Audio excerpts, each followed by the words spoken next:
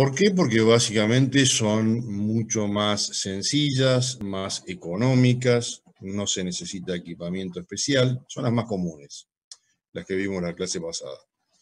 En los casos en que las fundaciones directas no son aptas, porque el perfil de suelo así lo indica, porque su estrato superficial es muy blando, es muy suelto o tiene materiales que pueden ser expansivos o colapsables, por los diferentes motivos que puedan darse, aparece la posibilidad de la cimentación profunda que hoy por hoy, en su gran porcentaje a través de pilotes.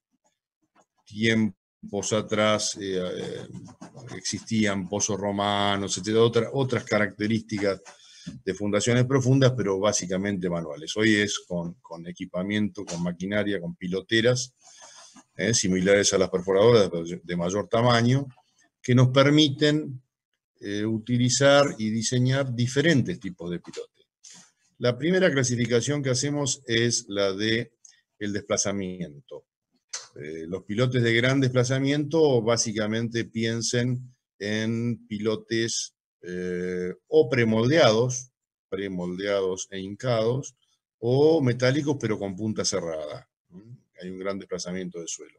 Los de pequeño desplazamiento son de básicamente los anulares o tipo H, no son tan utilizados, pero es un intermedio, y los que no desplazan suelo son directamente los pilotes perforados. Ahora vamos a ir viendo en detalle cada uno de estos sistemas, de estas metodologías de pilote, y vamos a ver las ventajas y desventajas. En los de gran desplazamiento, fíjense que allí en el apunte está bien detallado todas las características que pueden tener y los tipos. Hoy los de madera prácticamente no se utilizan, salvo alguna estructura muy temporaria. Se utilizan básicamente los premoldeados. Y hay digamos, un pilote que se llamaba intermedio, que era a través de una camisa metálica, pero con la diferencia que esa camisa se hincaba y la tapa podía ser recuperable o se perdía y se retiraba la camisa. Ese es un intermedio que vamos a ver también en detalle porque se utiliza mucho hoy en día. Ahí tienen los de gran desplazamiento, básicamente los premoldeados, los pretensados, hoy por hoy los más usados, o también los metálicos. Los de gran desplazamiento hincados, con ese tubo de acero hincado y extraído después del hormigonado, como les comentaba. Y algunos de pequeño desplazamiento que también son premoldeados, de sección tubular, sección H, diferentes formas que generan menos movimiento de suelo, y los que no desplazan suelo en el final son los pilotes perforados y hormigonados in situ. O sea, piensen en lo siguiente: en un pilote hincado, sea una camisa metálica que luego se hormigona por dentro y se extrae, o sea un premoldeado, o sea, hecho antes de hincar como si fuese una columna.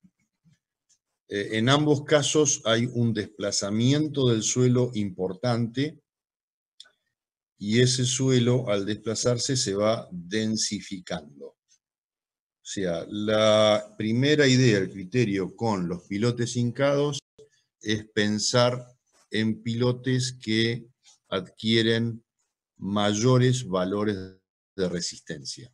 El contacto con el suelo a través del desplazamiento es en gran parte su densificación, tanto en la punta como en los laterales. En cambio, el pensamiento que acompaña al pilote perforado, que es a través de una cuchara que va extrayendo el material y avanza en profundidad, y luego, por diferentes métodos, se estabiliza las paredes, eso lo vamos a ver en detalle ahora, luego se hormigona. En ese caso estamos remoldeando el suelo, extrayendo, cortándolo, y eso genera no su densificación, sino todo lo contrario. el suelo tiende a terminar en un estado o similar al que estaba o un estado de menor densificación. Por lo tanto, analizamos los pilotes perforados como pilotes de resistencia menores que las que se obtienen con los hincados. Es un concepto que ahora vemos en detalle, pero que no hay que olvidar para no errarle entre las diferentes alternativas y fórmulas que vamos a ir viendo. Fíjense qué factores determinan que yo elija un pilote u otro, porque en todos los casos existen ventajas y desventajas. Allí en el apunte las tienen muy bien detalladas, pero vamos a ver las más importantes. Fíjense que si hablamos de pilotes premoldeados, vamos a hablar primero en los de grandes desplazamientos A y B. En los, vendría a ser el inciso A, premoldeados. Esos pilotes se hormigonan en lugares específicamente diseñados, galpones, cubiertos, con todos los requisitos y todos los controles. Entonces, esa inspección del material genera una ventaja muy importante, el terminado también. El curado del hormigón también, se puede hacer el curado a vapor, o sea, uno puede implementar varias metodologías para conseguir hormigones en muy buen estado de terminación. No tienen en ningún caso posibilidades de reducir o disminuir su sección. Eso lo vamos a ver en otro tipo de pilotes, puede pasar. No le afecta el agua de napa. Pueden tener una ventaja que sobre el terreno natural a veces se utiliza el pilote hincado, diseñado con una longitud determinada para que continúe funcionando como columna sobre el terreno natural. Pilote debajo, columna arriba. Y como decíamos, las resistencias son elevadas. Ahora bien, una vez que se definió la longitud, y esa se define en función del estudio de suelos, no se puede variar. Si el estudio es muy acotado, por problemas generalmente económicos, y el perfil de suelos que encuentran es errático, puede pasar que las longitudes no sean las adecuadas en toda la superficie. Entonces, ha ocurrido y ocurre que queden pilotes diseñados como uno pensó a cierta distancia del terreno natural o prácticamente en terreno natural, con muy poco desmoche, y otros que quedan 1 metro o más elevados. Entonces, ahí se produce un problema serio que es unificar el nivel superior. El desmoche puede ser importante, es un trabajo que económicamente perjudica al contratista, entonces digamos que se trata de evitar. Los estudios de suelo más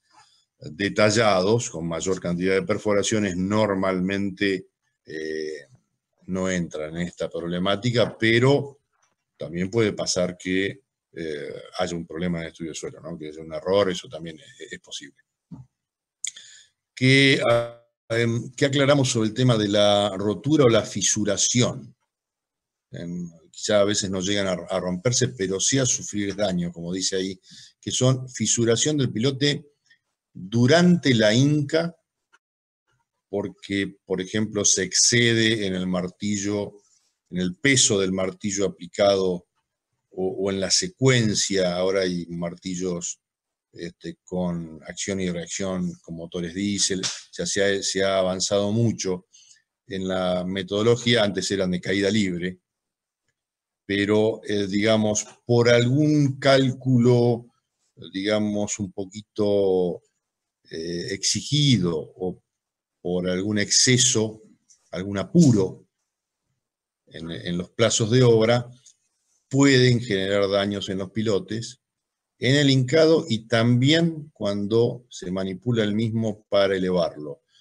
cuando ustedes diseñan un pilote de varios metros, por ejemplo 10, 12 metros, y los tienen que poner en forma vertical para poder hincarlos, y estaban apoyados en el suelo, tienen que tomar ese pilote de 2 o 3 lugares a través de una grúa y manipularlo para llevarlo a su posición natural vertical. Eso genera esfuerzos de flexión, tracción, etc. Si no se tuvieron en cuenta en el diseño del pilote, que por allí se pensó solamente a compresión, en la Inca, si esa flexión no se tuvo en cuenta, puede generar también un proceso de fisura. Tener mucho cuidado con eso.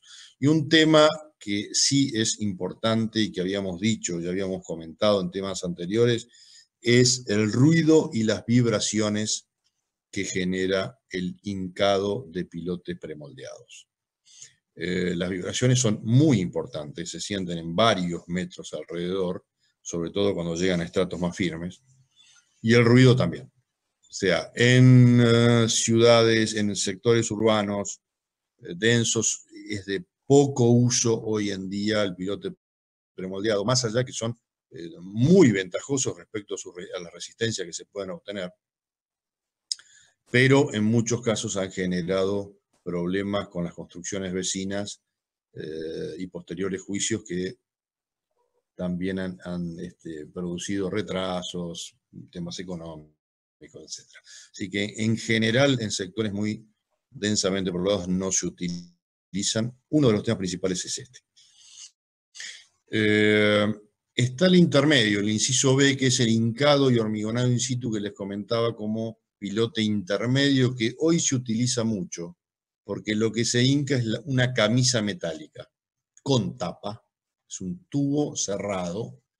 Pueden ajustar la longitud, acá ya no es tan problemático el tema de ser tan exigente con la cota de rechazo, porque ustedes llegan a rechazo con el tubo cerrado, con la camisa metálica, y luego se introduce la armadura por dentro y se hormigona. Por lo tanto, si hubiese una variación en las cotas de rechazo, no habría problema, porque ustedes hormigonan hasta el nivel que necesitan.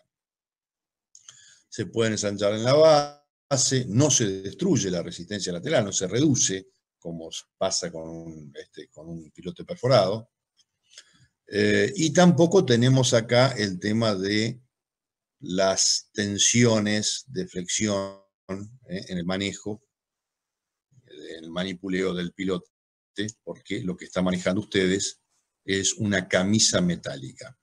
Y más allá que ponemos allí en las ventajas que se puede reducir un poco la vibración, básicamente pues se puede preperforar antes de introducir la camisa metálica, no es una gran ventaja, es una pequeña ventaja respecto al premoldeado, pero en realidad los ruidos y vibraciones de los pilotes de camisa hincada también hay que considerarlos en la elección, si estamos hablando de sectores urbanos.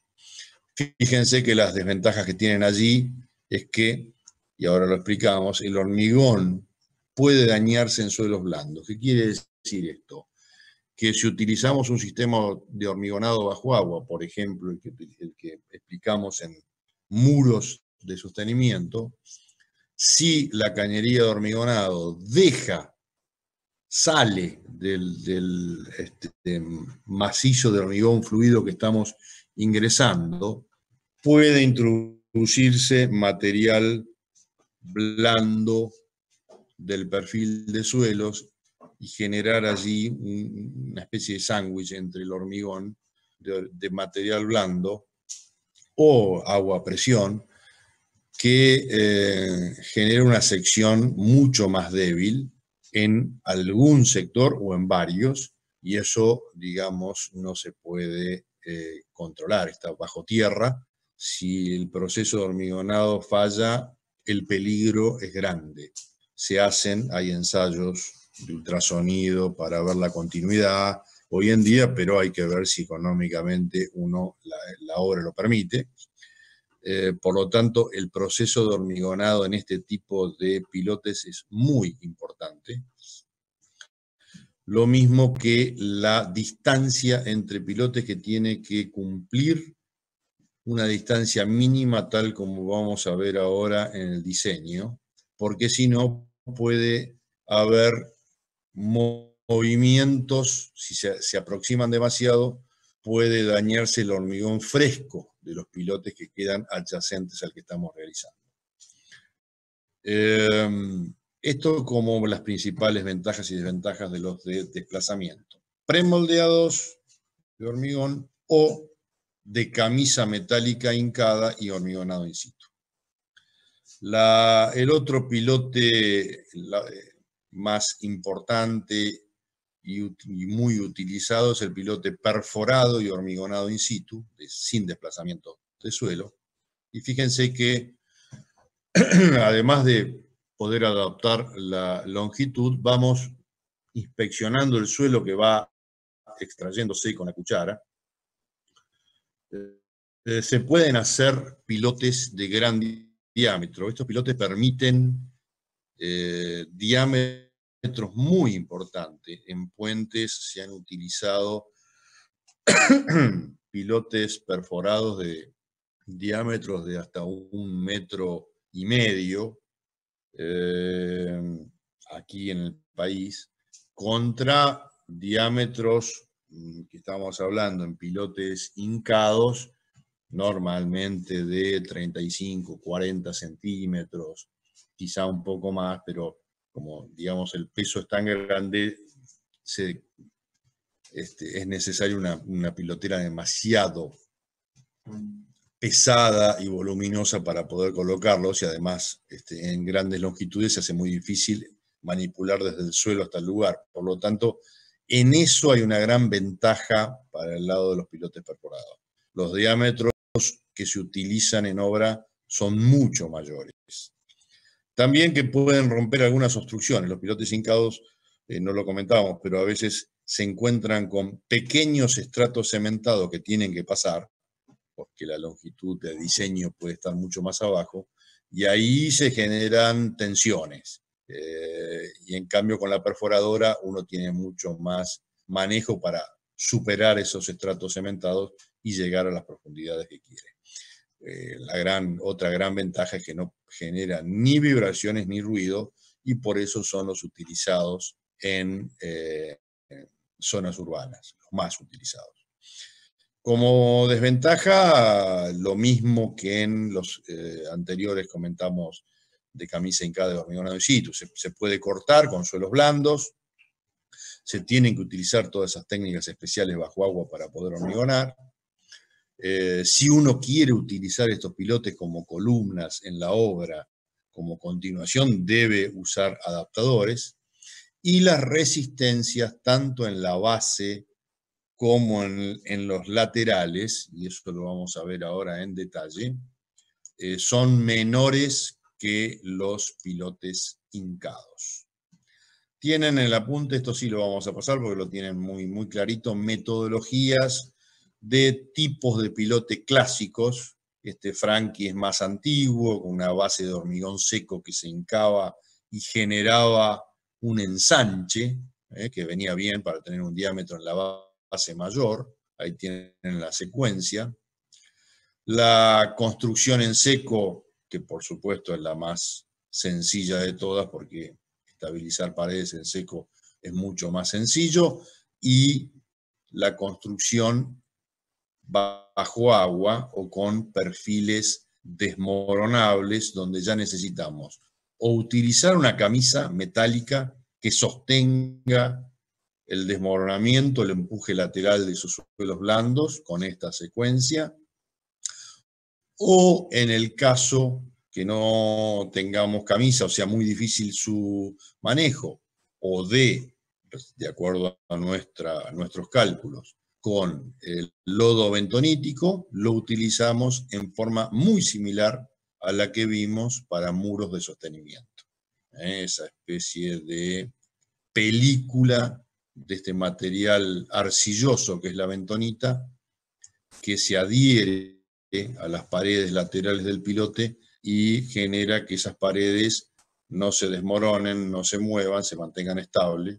Entonces yo puedo allí construir mi pilote sin problemas, tanto en su avance en la perforación, como en el bajado de la armadura, como en el posterior hormigonado. Incluso acá ven la posibilidad de la cuchara ampliar su diámetro para conseguir diámetros a una cierta profundidad de mayor magnitud. Ahora vamos a ir un poquito a ver, después de analizar esto, cómo se dividen en general de acuerdo a la resistencia. Básicamente hablamos de pilotes de fricción, suelos granulares son suelos finos, y pilotes resistentes por punta. Son las dos partes en que se divide la resistencia final de un pilote. La resistencia que genera el apoyo de la base de esa punta del pilote en el estrato al que yo quiero llegar, normalmente resistente, si es que existe, y la resistencia que se genera por contacto, por fricción en toda el área lateral del pilote, en todo su recorrido, desde el nivel de tierra natural hasta la punta. Todo ese área en contacto lateral con el suelo genera una resistencia por fricción. Estas son las dos partes en que vamos a dividir el análisis.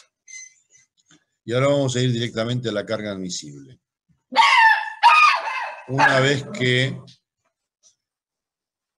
tenemos el estudio del suelo con los perfiles del área donde vamos a construir, vamos a poder definir una longitud estimada de los pilotes y a determinar qué tipo de pilote voy a utilizar, si perforado o hincado.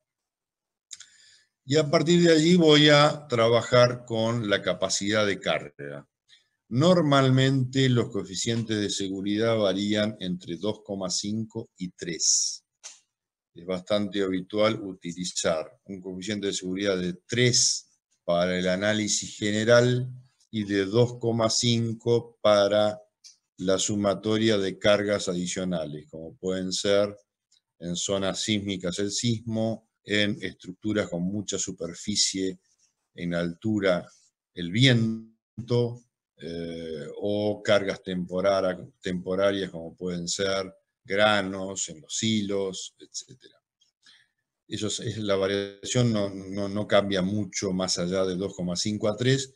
En algunos casos muy particulares puede tomarse un coeficiente de seguridad de 2, si tuve en cuenta todas las cargas temporarias, además de, por supuesto, las fijas, pero si tengo el aporte de ensayos de carga en el lugar, que es lo que vamos a ver al final de este capítulo. Ensayos de carga donde yo, a través de una metodología específica, puedo ensayar el pilote a 1,5 veces o 2 veces la carga admisible, a través de criques que hacen reacción en vigas que están adosadas a otros pilotes, y yo puedo sacar un valor cierto del pilote que se construyó de la misma manera que los que van a formar parte de la estructura, y puedo sacar valores que me permiten disminuir en algo más el coeficiente de seguridad. Otro tema importante es la separación que habíamos comentado antes, entre 2,5 y 4 veces el diámetro o ancho del pilote. Normalmente se toma 3, pero esta variación es posible. El 2,5 es el mínimo recomendable. Y ahora vamos a ver un poquito más en detalle esa carga admisible. Fíjense que acá decimos A, resistencia por fricción lateral, B, resistencia por la punta. Si el pilote tiene una determinada longitud, llega hasta una determinada profundidad, podemos decir que la fricción lateral unitaria, Fs, será la sumatoria de la resistencia por cohesión, esto normalmente es igual a la cohesión no drenada, porque no hay tiempo de que drene, más la presión horizontal por la tangente del ángulo de fricción. La presión horizontal se saca muy similarmente a la que vimos en empuje o presión lateral de suelos. Se multiplica por un coeficiente Ks que en pilotes perforados varían básicamente entre 0,5 y 1, en pilotes hincados entre 1 y 2. Ese factor Ks se multiplica por la presión vertical, que sigue siendo, como siempre dijimos, el gamma del suelo por la profundidad, gamma por z. Entonces vamos a tener aquí esta presión horizontal pH igual a gamma por z por Ks. Por la tangente del ángulo de fricción, ese ángulo de fricción se toma normalmente como 3/4 del ángulo de fricción interna del suelo, o 20 grados, uno de los dos valores.